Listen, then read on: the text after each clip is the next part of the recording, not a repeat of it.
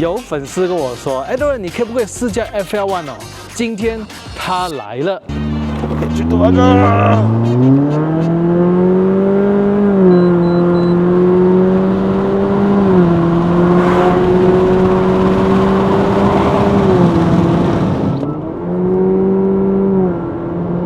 你看啊，在 Sport Mode 的情况下，我踩完它会好像模拟换挡的嘛。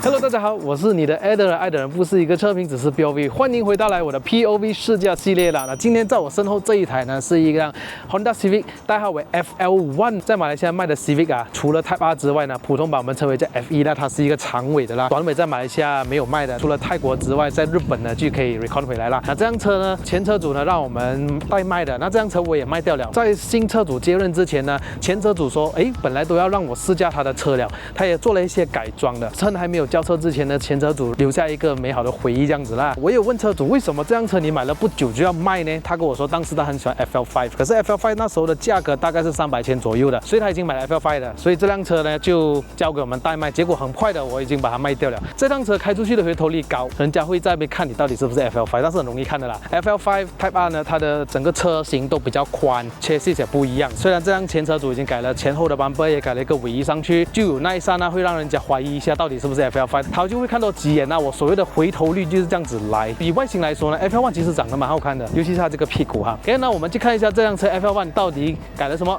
然后我们再去试驾感受。Let's go。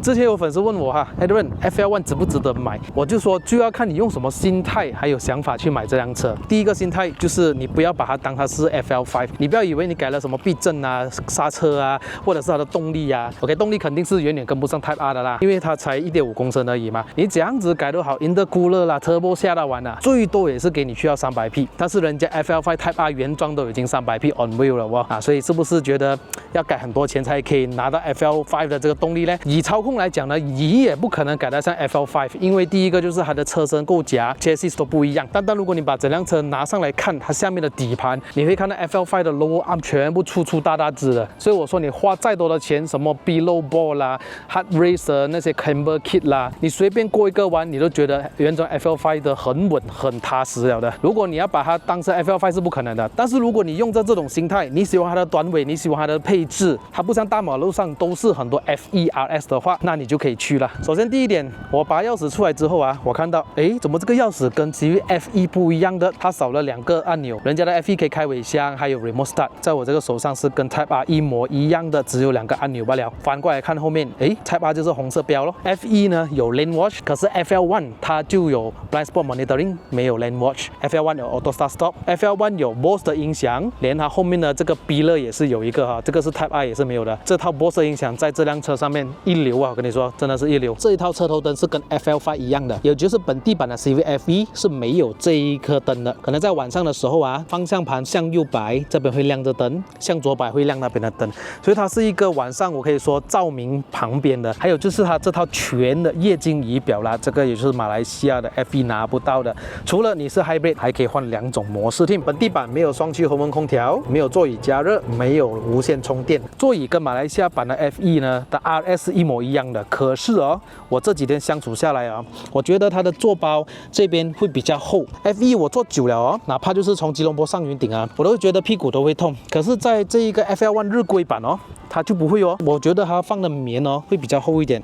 前车主就加了隔音啦，前门的有而已。我们先来说一下这辆车改了什么啦。第一点就是 copy FL5 bumper 侧裙，还有后面的 bumper 碳纤维的尾翼啦。但是前车主说之前买了个 FL5 的 bracket 其实是放不下的，因为它连这个尺寸都不一样。所以如果你打算放 FL5 原装的尾翼下去是不可能的。排气管也改了啦哈，从中间出来 Akapovic 的 tip 它是 full custom exhaust， 它有 Valvetronic 就是有一点 diffuser 这样子啦。这辆车的避震器是原装的，前麦花臣，后多连杆。这套轮圈是 Advanced Racing TC4 的轮圈，18寸啊 Bridgestone Potenza RE004 的轮胎，前后尺寸为235/40R 18寸 Adori 的4活塞刹车卡钳，还有刹车通风碟，脚感也非常的不错，刹车都非常有信心。后面的卡钳保持着原装的单活塞刹车卡钳，2根半手指的高度左右啦。这辆掀背型的 FL1 哦，就有一个雨刷，然后这里后面有个电磁阀打开，因为掀背嘛，所以它开口非常的大，你上下东西都比较舒服。不用怀疑啊，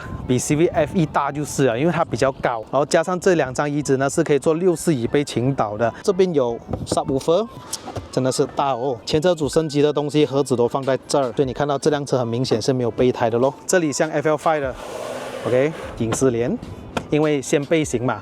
你怕人家从外面看进来，这边也是还有一块的可以拆的，这里一块跟这里一块，当你把这个尾盖关了之后呢，你看不到了，反正都是黑镜。我们来看一下这辆车的空间，上下车容不容易？挺舒服的。前面已经调整了我驾驶座位了，我身高173，一个拳头，头部空间大概是在3根手指。那这辆车坐起来跟 CVF1 我觉得是没有什么分别啦，还是很舒服的。它的座椅呢的发泡棉都是偏软的，你说很舒服的来也不比现在中国车舒服。腰部支撑的发泡棉很足，可是就觉得好像那个背部也没有什么太多支撑，这样会滑动啦。旁边是皮革嘛，中间是那种像 fabric 的 Alcantara seat， 不容易滑动哈。这2张座椅也是有 Isofix， 还有一个会跌下来的手扶箱呀。你看 Honda 不知道为什么不可以吊在中间，就是要跌下来。很多人坐过 CVF1 啊，都知道后面长什么样了。冷气出风口，后面本来是没有气氛灯的嘛，可是前车主已经改过了。这样如果我打开它的前面的话，你都可以看到跟 CVF1 很相似。8项的电动座椅，连左边都是电动的，前2个窗口都是一键上下哈，所以它的踏板都是铝合金的。Push start 在这边，你看这种仪表是不是情绪价值给的满满呢？好。全部都是日本字，但是现在在马来西亚都有人可以把整套换上英文的，可是要做一点 coding 啦，没关系。我觉得，因为我们本身会看中文字的话哦，其实我们这种中文字还是看得明白的，这有一点类似像繁体字的啊，整套就跟马来西亚很像，但是有一些功能是这边已经用不到了，比如说它的导航啊，什么交通情报啦，比如说这辆车的 EDC 啦。调整仪表的亮度，循迹系统关闭 ，Parking Sensors 安全系统的打开啦，全部开完了，暂时每天加嘛。这2个按钮本来是空的，可是这辆车主因为装了这个气氛灯，也可以通过来更换颜色，还有亮度了。那这个冷气调整的按钮都有滴滴滴的声音，都一样啦。都是 CVT 的5段变速箱，当然你要买手排版本的话，日本也是有这个驾驶模式一样有 Eco、Normal 还有 Sport， 这里有多了一个 SOS button 的，顶棚全都是黑，这辆车就没有天窗。就这样。那这套仪表呢，就比较多东西讲啊。OK， 你首先在这个方向盘呢，左右侧都是可以上下滑动，这个是滑动来左边的这个显示 Apple CarPlay 啊、Bluetooth 啊等等交通情报啊。右边这边呢，就是可以设定一些安全性功能，还有油耗。仪表显示你可以换2种主题，看到吗？这种呢就是像驾飞机这样的啦，左边就是转速表，右边就是时速表啦，所以你可以在左右看比较多资讯了啦。但是我个人日常生活驾还是比较喜欢看双延式仪表的，这辆车日常生活驾驶可以达到9.1 km/L， 有时候可以去到10，因为这辆车已经 tune 过 Stage 2了的。这边多了一个仪表，可以看 Turbo Boost、Water Dam 这些啊，都在这边，还有 ACC 跟车。Bose 的音响，我们就来听听这辆车的音响怎么样。預計後果，誰沒有一些舊恨心魔，一點點無心錯，為今天歡笑唱首歌，任空間吸收新的快樂。那我们就打开引擎盖看一下这辆车改了什么东西。这辆车的引擎跟马来西亚版的 FE 是一模一样的，来自一具 L15V7 的一具1.5公升的涡轮增压的4缸引擎，原厂182匹马力，240个牛顿米的扭力，配搭的 CVT 的无段变速箱。可是在日本可以选配手排版。这辆车主呢就为这辆车安装了 PRL 的 intake、CVT cooler、Custom downpipe、Custom exhaust。这辆车有刷了 Honda Ta 原装的马力哦，on wheel 是164匹马力，250个牛顿米的扭力哈。经过 Honda Ta tune 了之后啊，214匹马力，300个牛顿米的扭力。FL1 的引擎盖哦，跟 FE 的稍微不同哈。FE 是铁的嘛，但是 FL1 是铝合金的，所以我都个人觉得它都比较轻。所以你看我这个麦克风是有磁铁的，吸不下去。FE 的朋友们羡慕吗？我们跳去试驾环节 ，Let's go。Oh yes， 我们来试驾这一台 FL1 CVT Auto。其实之前呢，我心里有一个想法，我就说，为什么会有人愿意花这么多钱去买一个 FL1？ 它其实基本上就是个 FE 的短尾版，对吧？我的认知就是这样啦，就是短一个尾巴，然后 spec 可能高一点，然后你买回来 FE 可以改的是吧？啊，然后除了那个样子短一点。就没有的好改啊，其他的都差不多。可是我真正上手了之后啊，也多亏这个车主啊，前车主就是避震还是放回原装啊，然后真正才感觉到这辆车的方向盘回馈啊，它的那个避震器的回馈啊 ，tuning 都不一样的哦。那也许因为这辆车啊，它基本上都是在日本生产、日本用嘛，所以它可能呢避震器和悬挂都是针对日本所调教的。因为日本的路况啊，我都觉得怎样都好，都会比马来西亚好，比较平哈。然后呢，就磕磕洞洞也没有这么多，这样的设置啊，你走起来还是很舒服的。但是来到马来西亚的话，你会觉得，哎，为什么这辆车会比较偏跳了一点呢？比较路感多了一点。可是实际上哦，这辆车驾起来还是挺舒服的，还是偏舒服的那一种。但是也很明显哦，你一上去你开起来跟那个 FE 不一样的。哎，轻轻点一下油门，我跟你说，它的排气管哦，真的有一点 FK， 没有，应该是说 FL 的原装那种排气管声音这样的。它除了起步就是 CVT 啦，你懂啦哈，然后一直这样子顺去，没有换挡的声音这样啊。但是其余之外哦，它的 idling 啊，它的你可能踩一点点油的时候那种声音啊，就有一点真的可以骗到人家一下，它是 FL5 一点点的。可是当你踩起来的话，肯定那个效果就不一样啊。因为怎么说 ，FL5 都是 2.0 嘛，然后它的 compression 啊那些啊，它的马力啊，所以体现出来的声音哦是肯定的，改了排气管的声音更加的凶啊。然后你也是听到它的出声哦，很快就换挡，因为毕竟有力嘛，所以真的不一样了哈。那之前有很多网友问我啊，FL1 值得买吗？其实我也说过，它这种两种心态啊，你是第一个心态是你要当它是 FL5 来买吗？那肯定是不可以啊，因为根本就是不一样的东西，车身的构造 chassis 都不一样。你把那个车 jack 上来，你看一下车底啊，那个 FL5 的 lower arm 啊那些啊，或全铝合金的那些 arm 大只的哈 subframe 啦哈，完全就是可以为赛道而生的，我可以这样子讲哈。所以你普通你原装赌原装，你开出去啊，你过一个小小的弯，你就很感觉到Type R 就是 Type R 不一样。加上如果你是 manual 的 FL1 哦，你也肯定开得出来哈，整个起步换挡的那个 ratio 感觉跟 Type R 就是完全两个世界就对了。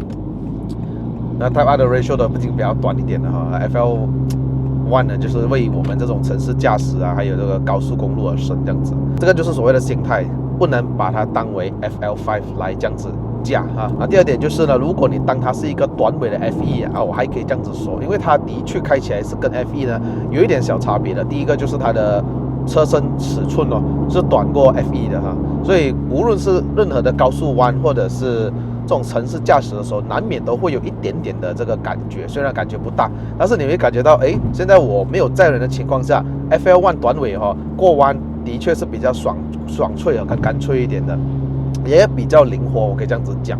OK， 然后方向盘的回馈哦，原装来说 ，FL1 的这个调教是比较多，偏向于这个运动化，还有悬挂设置也是一样。那我再用另外一种方式来讲哦 ，FL1 它就是 FE 的一个 Sport 版本，好吧，这样子讲好吧，容易理解哈。那它这辆车有跟车系统啊，我开了之后啊，你看到那个米德是很得意的，我就 set 一下那个什么，set 一下110公里每小时了，我再把这个 Lane Keep 给它开掉。Lane Keep 开了之后啊，至少我可以手偶尔放开一下下来。Let me test， 你有没有看到它整个动画都是很可爱的？有没有？开了之后。OK， 来试一下啊！我把手放开，当然它也不能放开太久哦，它还会就是提醒你一下下啊。OK， 叫我拿回啊。OK， 再来试一下下啊。你看到它的旁边2个青色灯嘛？那它也是很可爱的哦。如果我踩刹车的话，它也是会亮着刹车的。还是很 OK 的耶。突然间 Hilux 刺进来，它也不会一下子踩那种刹车、急刹车那种，还是挺舒服的。跟车的距离也是可以调啊，目前为止我是调最远了哈。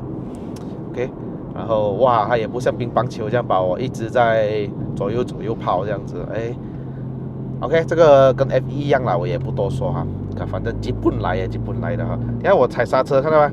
它中间是亮着灯的。那油耗方面呢，我觉得这辆车毕竟也是 tune 了啦，我不能拿原装来比哈。可是我朋友那辆 FE 啊，我看到它可能它开高速公路没有这么多，那我看到它的平均油耗啊都是在8或者是7左右 km/L。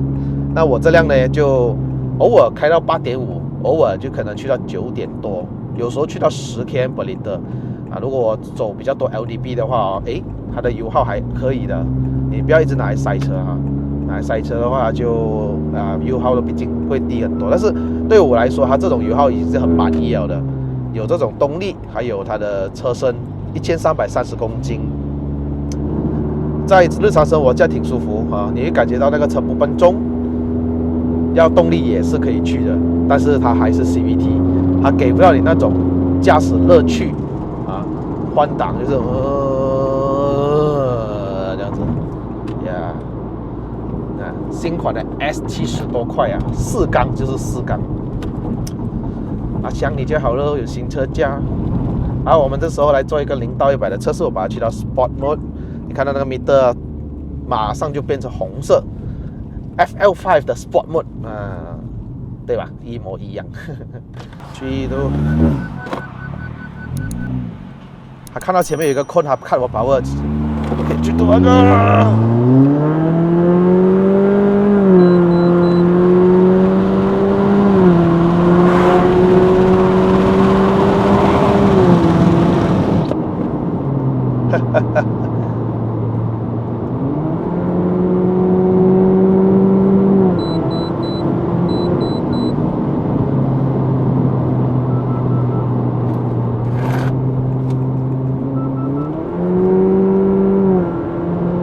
你看啊，在 Sport Mode 的情况下，我踩完它会好像模拟换挡的。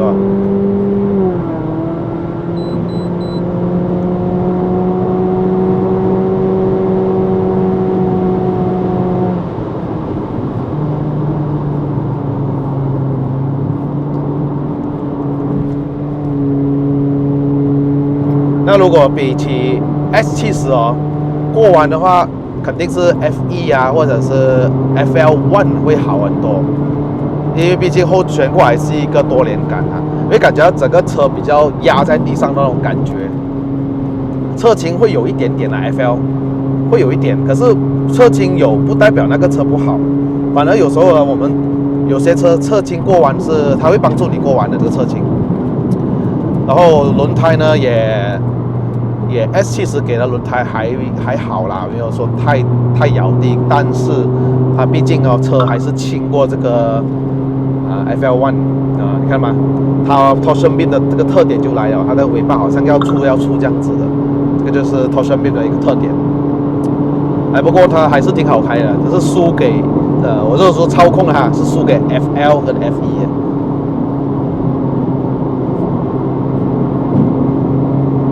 Honda 不管是 City Civic 也好它有一个很好的特点，它的 CVT 它知道我站在重刹车，它会特地把那个转速提高一个500转左右的我找一个机会示范给你看一下踩大油，看的时候我重踩一下刹车，等下他拿一个500转出来给我，好像做一个 engine brake 这样，你看所以我不需要很用那个换挡拨片，当然要换也是可以，会更加的好。不过它就是给到我，哇，这个 X50怎么这样子驾车的？摆向幅度也是很好我不会太大就是说这个弯我只需要给一点点那个角度就好，就是这样。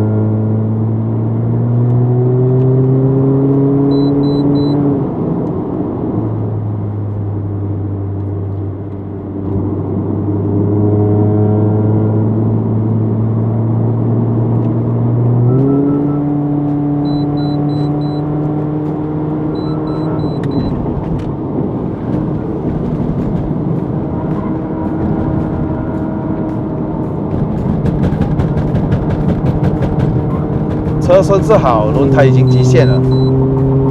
RE 还是输了一点点的。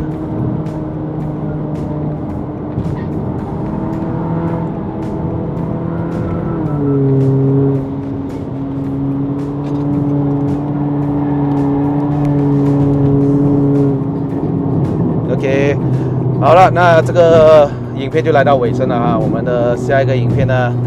我们的这个老粉丝们都知道我们要干什么的，是要冲上云霄了很不错。FL1 是万众期待的希望你们多多把这个影片 share 给你们的朋友们。OK， 如果想买 FL1 的话，当然可以找我啦，我还有的 Recon 二手的话暂时比较少有朋友找 manual 的二手，但是改过的二手这几乎都比较难找，要给我一点时间吧。OK， 那今天我们上山。后面一辆遇到朋友红色的 FL1， 可是还是 manual， 他一来了日本一套 BBS Rim Endless 的这个刹车卡钳 ，tune 好像 tune 了Stage 1 了 Stage 2， 所以他的车也是很漂亮，但是至少他的 bumper 没有像我这辆已经换了 FL 了。Alright， 好，那我们就下一个影片再见喜欢我的朋友们，记得按赞、订阅、分享，还有打开小铃铛。拜拜。嘿。